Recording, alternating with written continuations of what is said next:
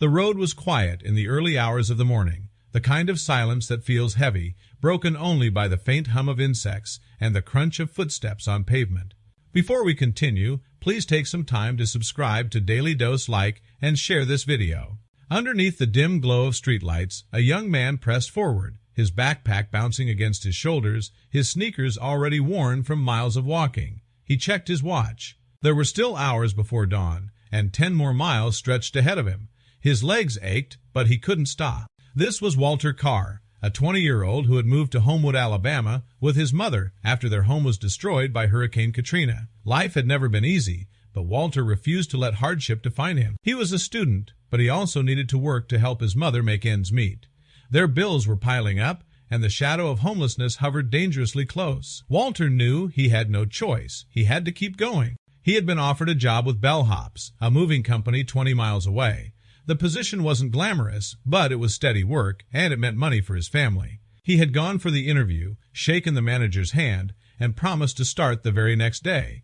But the night before his first shift, fate dealt him a cruel hand. His old car sputtered, coughed, and died just feet from his driveway. Smoke poured from the engine, and Walter knew it wouldn't be repaired in time. For a brief moment, despair swallowed him. 20 miles on foot. Google Maps told him it would take over 7 hours. How could anyone do it? He thought about calling the company, telling them he couldn't make it.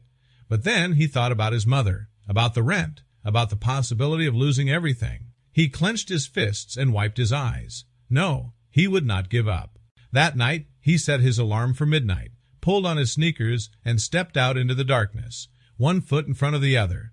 That was all he needed to do. He whispered it to himself with every mile, just keep walking. By 4 a.m., he had already covered over 10 miles. His body screamed for rest, his legs trembling under the strain, but still he pressed forward. Then headlights cut through the darkness. A police car slowed beside him, its siren chirping once, a warning. Walter stiffened. To the officer inside, he probably looked suspicious, a lone young man trudging along the road in the middle of the night. The officer, Sean Gray, rolled down his window. "Where are you headed at this hour?" he asked, his tone firm. Walter tried to answer between gasps of breath, never breaking his stride. "Work," he said simply. At first, Officer Gray wasn't convinced. A 20-year-old walking down the highway at 4 in the morning sounded more like trouble than responsibility. But then Walter explained. His car had broken down. His new job was 20 miles away, and this was the only way he could make it on time. The officer blinked in disbelief. He had seen many things on late-night patrols, but never this, never such determination, never such quiet resilience. Something about Walter's words struck him deeply. Without another word, he motioned to the car. "Get in." Walter hesitated, then climbed into the back seat. The patrol car rolled forward into the night, carrying him closer to his destination. Walter leaned his head against the glass, relief washing over him. But he knew the journey wasn't over yet. When the house finally appeared in the distance, the weight of exhaustion lifted. He had made it, not by excuses, not by luck, but by sheer willpower. What he didn't know then was that this was only the beginning. The day would hold surprises far beyond anything he imagined. When Officer Gray pulled up to the client's house, the sun was just beginning to rise. Walter stepped out, stiff and aching, but ready to work. He thanked the officer, shaking his hand before turning toward the house.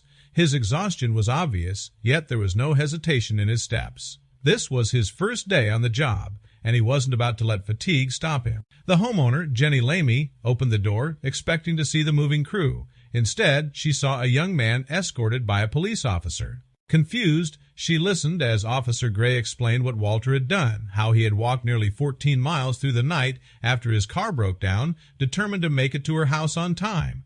Jenny stood stunned. 14 miles? She whispered, her eyes wide. She couldn't believe it. When the rest of the Bellhops crew arrived later that morning, Walter didn't take a break. Despite his sleepless night, he lifted boxes, carried furniture, and worked tirelessly alongside the others. Jenny watched, her heart breaking a little each time she noticed the exhaustion in his eyes. Yet he kept going, as though the weight of each box mattered less than the promise he had made to himself to never quit. That evening, Jenny sat down at her computer. She felt compelled to share Walter's story. On Facebook, she wrote about the young man who had walked all night just to make it to her house for his first day of work. She described his determination, his humility, and how deeply his actions had inspired her. The post spread like wildfire. Thousands shared it, leaving comments about how Walter's dedication touched their hearts. Some said it restored their faith in people. Others said it reminded them of the power of perseverance. Jenny decided to take it one step further. She created a GoFundMe campaign to help Walter repair his car, setting the modest goal of $20. But the world had bigger plans. Within days, donations poured in. The goal was surpassed not by a little, but by tens of thousands. Strangers who had never met Walter gave generously, many leaving messages like, "Be like Walter." In the end, more than 32,000 was raised. Word of Walter's story reached Bellhop's CEO, Luke Marklin. Inspired, he drove from Tennessee to Alabama in his personal car, a Ford Escape. When he arrived, he handed Walter the keys. "This is yours now," he said. Walter, overwhelmed, could hardly believe it. Tears welled in his eyes as he stood in shock, holding the keys to a vehicle he never expected. What began as a grueling walk had turned into a journey of hope. Walter's determination had not only saved his job, but had inspired thousands across the country. Social media erupted with a new movement, "Be like Walter." Walter, however, remained humble through it all. When reporters asked how he did it, he shrugged. "I just walked," he said softly. He didn't see himself as extraordinary. He only saw a man doing what needed to be done for his mother and for his future. And perhaps that was the real power of his story. Not that he endured miles of pain or that he inspired strangers to donate, but that in a world full of excuses, Walter proved that sometimes the simplest choice, taking the next step forward, can change everything. That night, as he finally sat in his new car, Walter thought about the road ahead. His dream was to become a Marine one day, and if he had proven anything, it was that he had the discipline and determination to achieve it.